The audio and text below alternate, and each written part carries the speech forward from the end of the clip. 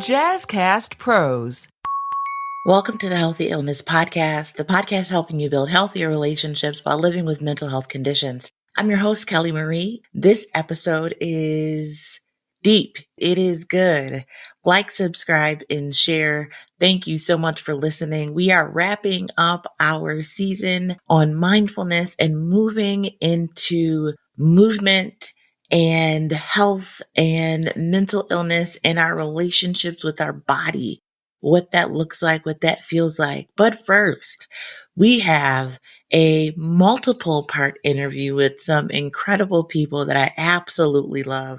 You're only going to get the first little bit. So you're going to have to come back for the next couple episodes so you can get the full scoop. We talk about art and mindfulness and relationships and what married life is like when you're mindful. This couple is the real deal. If they are people, let us know. Shout them out. Let them know that you listened to the episodes, multiple episodes, because we talked for a very long time. And let me know what you think about this first section of our conversation. You can find me on Facebook and Instagram at The Front Seat Life. You could email me at frontseatlife@gmail.com.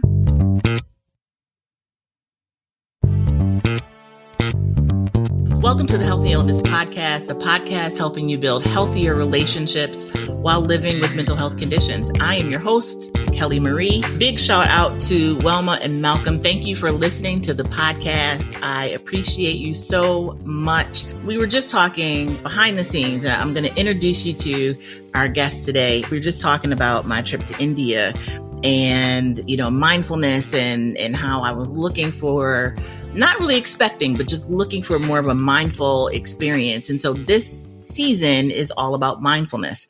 You have met both of my guests before, but I'm bringing them back because as creatives, as artists, as the incredible human beings that they are, they embody mindfulness and bring mindfulness into their workspaces. And I say workspaces because they do like all the things. So I am not going to do a formal introduction because I want them to talk about themselves and let's see how this vibe rolls out. But I just want to hear from the two of you how you want the world to see you, how you see yourselves, and let's just talk about mindfulness and art and healing. So I give you. Well, thank you for having us and inviting us to your platform and to your podcast. And my name is Edreys Wajed. I'm Alexa Wajed. And we are both co-founders of Eat Off Art, which is a collaborative of artists, educators, and entrepreneurs working to build a more empathetic community. And we are also co-founders of Cultrue Inc., CULTRUE, which is a flip on culture, which is focused on making the arts accessible as a healing mechanism to everyone. So that's who we are. And what we do. Edreys. I'm a visual artist, among many other things. However, most people will know me as a visual artist. I am also a second generation jeweler. I'm a maker of things in general. I like making things, bringing things into existence from idea to paper to physical form. I exhibit artwork. I am a muralist, so I do murals in the public art space. I'm also an educator. I'm a music producer. I'm a poet, playwright, a dad, husband, son. The list is long and all the things I really enjoy doing. So I am most people know me as a chef. I am also a visual artist and a jewelry designer. I am a feeler. And I am a mother, a wife, a daughter. I'm also a project manager. I am also customer service, hospitality person, and momager and manager. We have two creative boys who just fill us with a lot of hope for all things as well as our legacy to continue. Yeah, we just want to keep working and helping and healing our community. I love it. I don't know if I told you guys, maybe not, but most downloaded podcasts of all of the podcasts are the Sugar Crush Sugar podcast episodes that we did together. Yes. So of all time, Wow. yes, Chef Alexa, you are, and that was before I got like the cool mic and used headphones and That was the other platform. But you did. Wow. That's awesome. So the message is there, and if you can talk about this piece, the two of you infuse realness into all that you do. There's no pretense. If there is, y'all so good at it, like you're masterful that it is there, like you're able to defy perception and discernment. So there, no, not possible. So there's no pretense in you bringing you to the table. So what is that like? How did you get to that place to just be you? Well, I think we've always been us. And being together for so long, we've gone through many iterations of, okay, we're not doing this. We are doing this. We're not doing this as a couple, as a united front. But I think in terms of in front of the camera and in terms of in front of our community, we were challenged to, post, blog, do videos online. And we said, if we're going to do it, we're doing it with no editing and we're just showing up as who we are. And we did that for a good month. We did it for a month, but then we continued doing it. And then COVID happened. Then we really had to get real. So it's who we are. We're all about making things simple and being who we are, being honest, being transparent, being vulnerable. And we're also at the chronological life stage and age of where we've tried quite a few things. We know what it feels like, and you already know, and some of your listeners already know what it feels like, particularly as a Black individual, of all of the modes and switching and the adaptation and the conforming that we have to do. Yep. In several spaces in a day. Like in several ways we have to chameleon ourselves into something. Yeah. And so we're at that age now where it's just like, okay, for years now rather, it's like we have to bet on ourselves as ourselves. Yes. You know what I'm saying? Like betting on ourselves as ourselves, not who we want to become, but like who we are is who we are, man.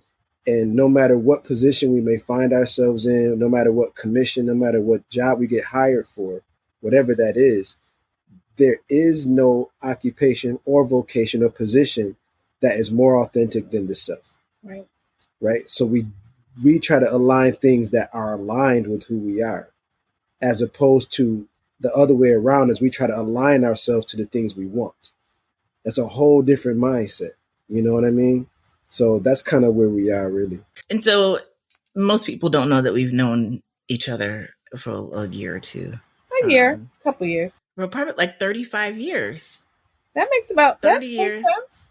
Yep. 35 years. And never know beef. Right? Never know beef. Just love. Never. There's many people I don't talk to anymore because same. I know. they got to know Kelly. And and you got to protect your peace. But you guys have always been there for me and always just encouraged me to be authentic. Just in you living and you being, encouraged me to be. Lex, you and I were at an event. Someone had a private event and we were there and they commented on your relationship. And they said, man, that's the kind of relationship I want. I want a marriage like you guys. I was like, whoa, that you don't know. First of all, we only know what we see. You don't know what's behind the curtain. And then, I just be said, the first thing to come to my mind, I was like, why would you want that?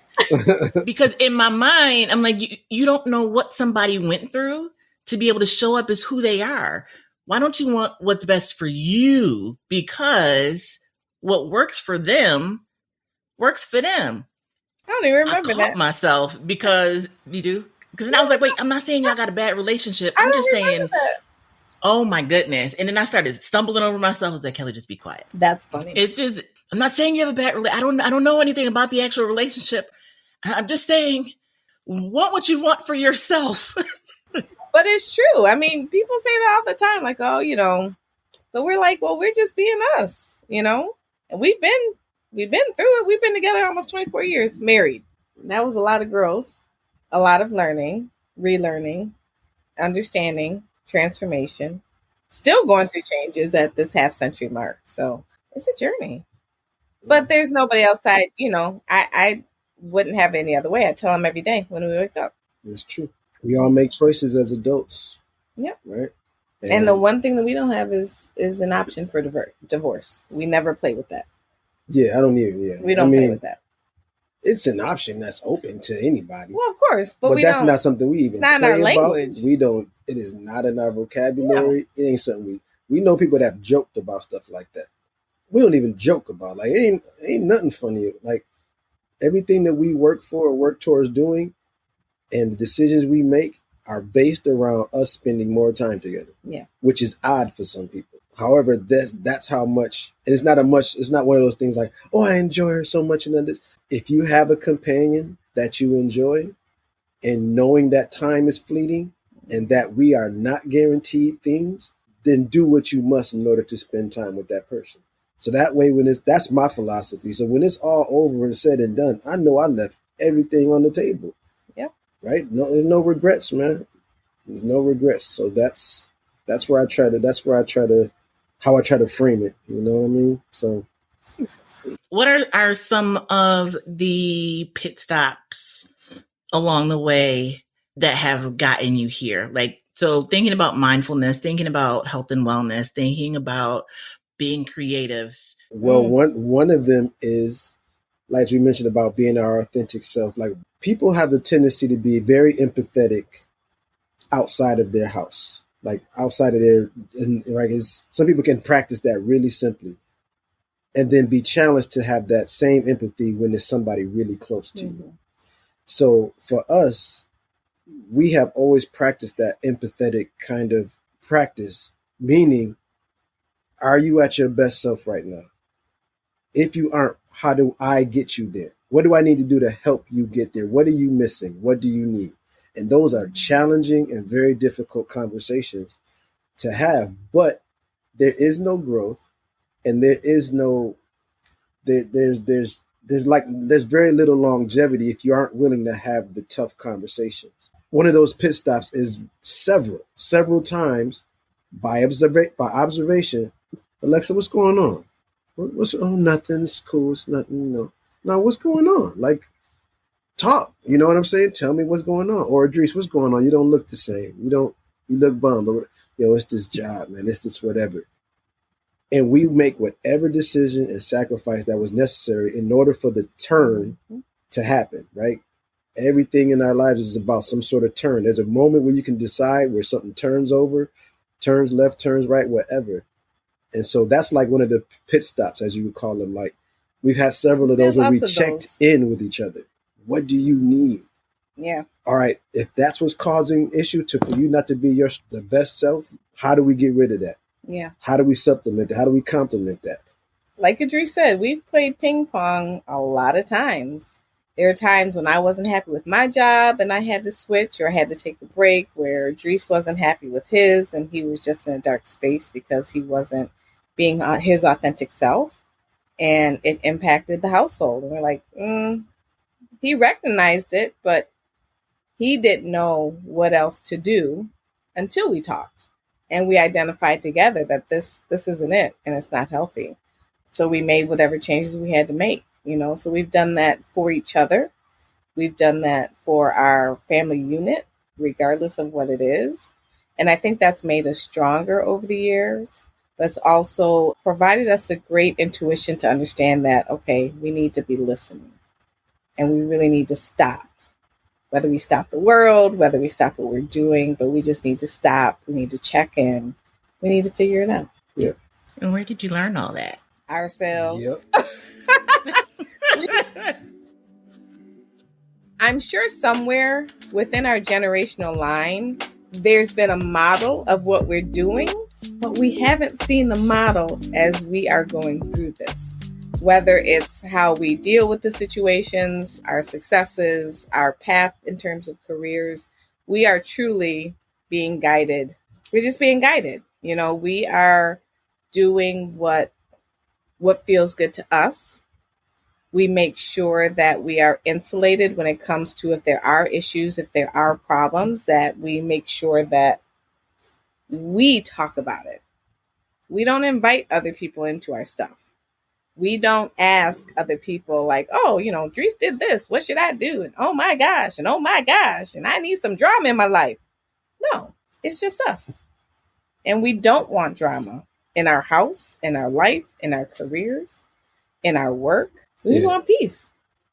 I was really early in the relationship. I was really, really, really driven by that. And Alexa couldn't understand that for some time because Understand what? Like the need for only your opinion to matter to me and my opinion to matter to you. Like when we first recording, You think so? Absolutely. Absolutely. Interesting. Because she has girlfriends. Oh, right? and sisters. She has girlfriends and sisters. I have one older sister and maybe some brothers, right? So I wasn't. There's a difference. Yeah, so brothers aren't necessarily conferring with each other like, yo, man, so what do you think, man? Lex went out last night and whatever. Women I come from a big woman family. That's all that I know. Like, that's their sounding board. That's where they're getting experience and all these things from. And I'm like, yeah. But I've never looked for that, though. I'm not saying you didn't. No, I know. I was saying I was strong on the fact of like, that's cool having people there. That's cool. But you and I need to look face to face because we're the ones that got to go sleep with this. Right. And we got to wake up with this regardless what anybody else suggests is all I'm saying. Mm-hmm. That's all. Oh. So I'm not pointing a finger at you. I'm just saying. Yes. I'm just saying. Like from day one, I was just like, man, we going to figure this out. That's just always been my role. We got to figure this out. You know, there's been situations where, you know, very close family members on both of our sides was like, ooh, if I was y'all, I would. Okay. No. Cool. That's coming from love. I get it. Love, fear. But who's paying the cost in this? Right. Right. And we recognize that from, again, early on, that when people did talk to us or give us advice, you know, whether it was marital advice or parenting advice, it all came from a place of fear. Right. And we didn't like how that felt. Right. So I think looking back, we were those generational curse breakers in terms of this stops here. Yeah. Yeah. This is the way we've always done it. Cool. Until now. Yeah. Until now. Yep. Right. And we'll tell you all about it once we go through it because we're going to go through it. Yeah. And the part about going through it is that we hold dear is that oftentimes a lot of our traumas, I'm talking in general, not just black and brown, but oftentimes a lot of our traumas come from us listening to sound advice, what sounds like sound advice. We take that advice, but then with that, everything that comes after it now is the blame of Kelly. Yeah. Right. Now it's the blame of, if I ain't listen to you, then if I ain't, right. Yeah. And so that becomes a tear, that becomes a scar. That just kind of is always hard to get over. But if you're making decisions based on what's best for you at the least harm of anybody else involved, right, then you can kind of stand on that and just be like, you know, win or lose, I'm here because of me. Right. You know? My decision. This is what I decided to do. Which has its own weight to carry. It has its own weight to carry, too. You know? So, yeah, it's a lot of stations. And we've talked over the years about not just mindfulness, but being healthy and being mentally healthy and what that's like as a creative and marrying those two ideals of ideas. Can you just talk about that, what that looks like from your lenses? As a creative, mindfulness, right? I actually posed this question to myself recently. Well, no, somebody posed it to me, then I had to kind of elaborate on it for myself. They said, well, what do you do for fun? And I was like, because what they see us do for work is all arts based. It's all creativity based. So they said, what do you do for fun? And I was like, I have, to the point of mindfulness, I have never separated the fun from the practice of what I do. Right. Like, I enjoy it. Like, I'm not one of those dudes who are like, oh, I love making art so much. I'm not one of those people. However, I stand on the decision that I've made for my life. Mm-hmm. I made a decision to eat off art. Mm-hmm. That's who we are, the co-founders of. We made decisions. This is how we're going to go at it, and this is the attempt we're going to make. Right. So the mindfulness for our practice that we have to create, sometimes it has nothing to do with art. Sometimes it has nothing to do with creativity. Those wheels and those machines are always running in the back of our our minds. I meditate every day. People ask, like, what do you get out of it? I can't tell you, but I can tell you that I'm better for it, because when I don't like how I feel. I journal. I fell off of my journaling journey. I would journal like every single day, but a creative house has a living house, so stuff's all over the place. So my writing station is all a mess. So I didn't write for like 2 months. But meditating, writing, reading, like all these things aren't necessarily in the creative space when you think of art, but they're definitely in the space of mindfulness, mm-hmm. Where I'm just doing a thing, and those things, I don't have any judgment on them. They don't necessarily have a time limit on them. They don't have anything to do necessarily with our professional work, our practice. However, the good part about it is that all of those things, like I don't take my art practice into the reading, into the journaling, into the meditation. However, the meditation, the reading, the writing definitely goes into the art practice, right? Like, so it's a different kind of flow when you think about it that way. Well, my mindfulness practice is different from his. I mean, I meditate. I don't do it every day, but I do it, and I have a butterfly brain. Yeah, you don't have a routine like that. So I definitely don't have the routine, but my mindfulness comes in when I'm doing the things that I enjoy. So the cooking, I can zone out doing cooking. I can zone out just thinking about dishes and how to craft them and create them. I zone out when I'm washing dishes. That's also like my mindfulness space.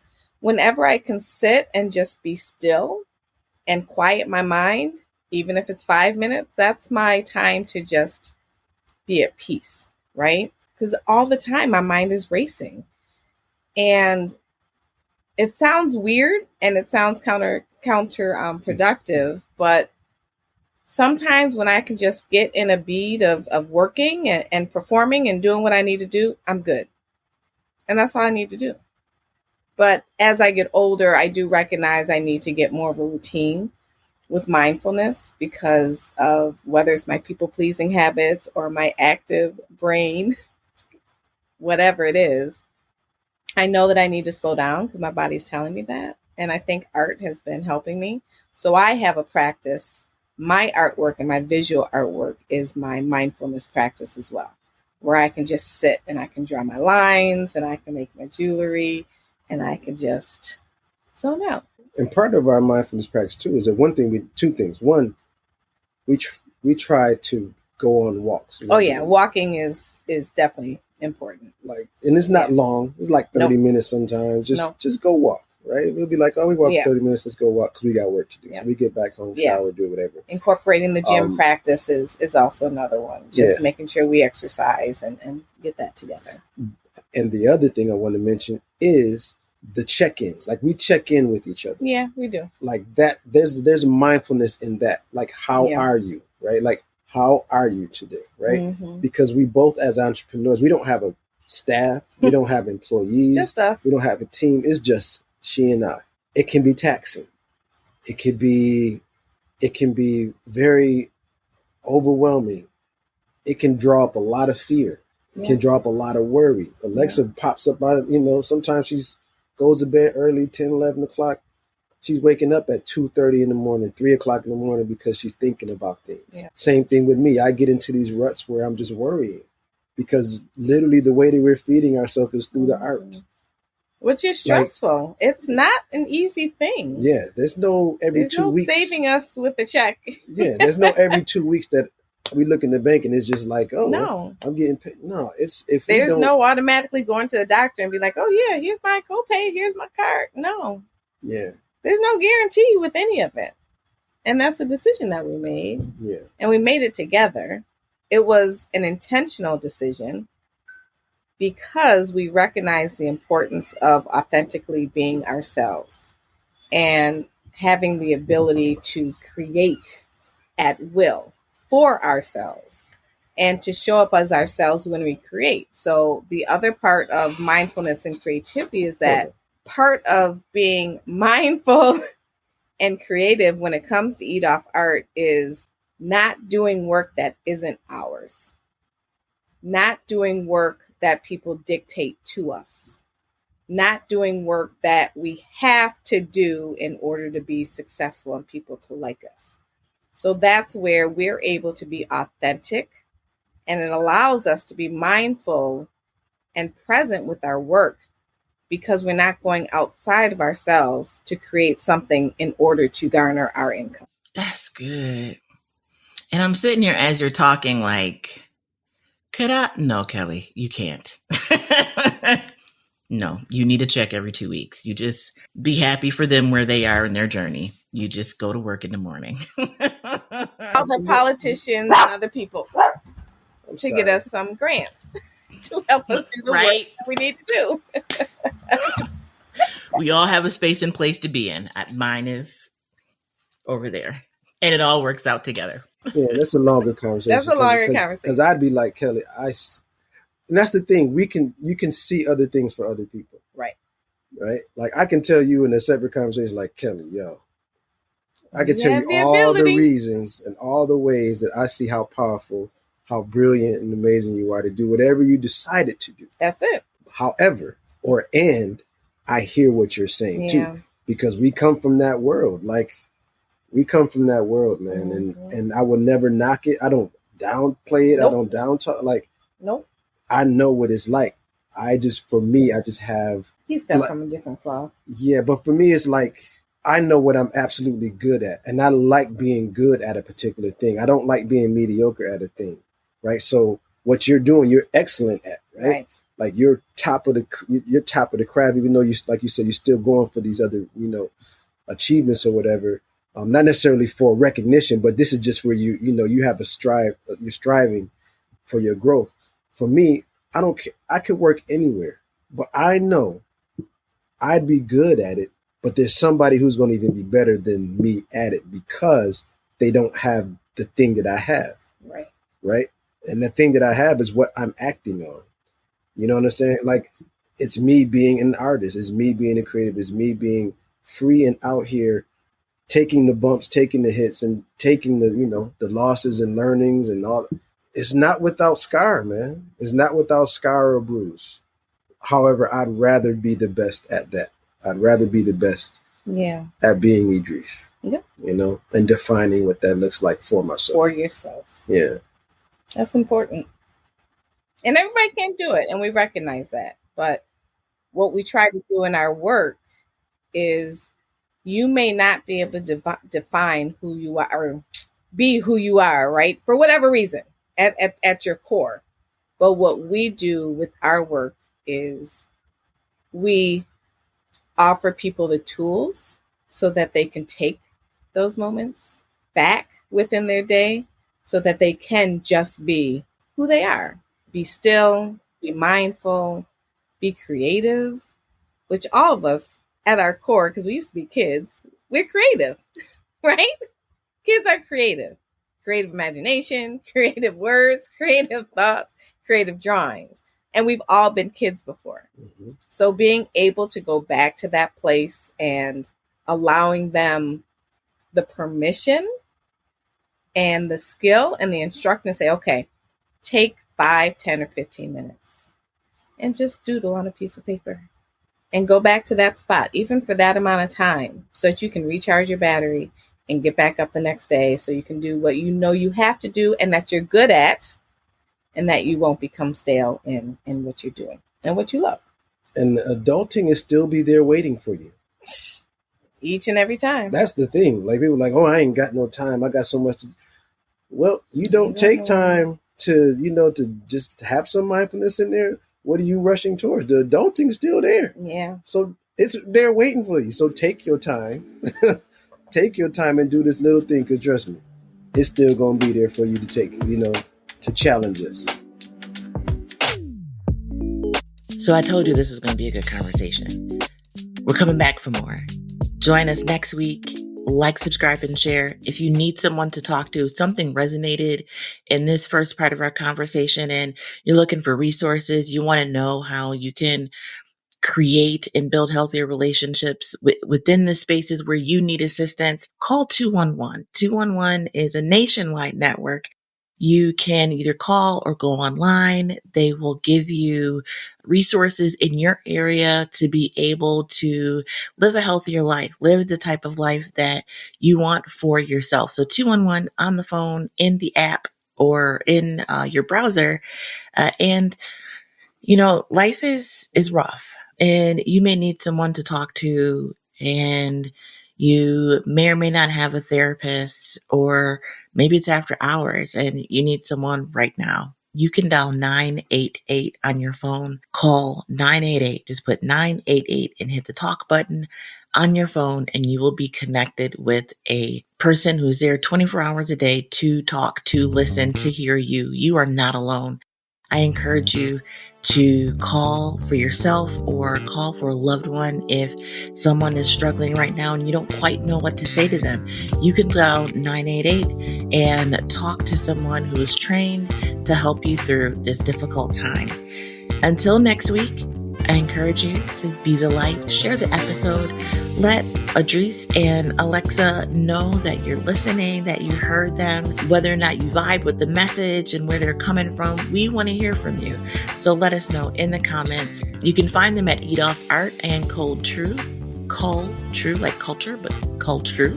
And hit them up, let them know. Until the next time, be the light.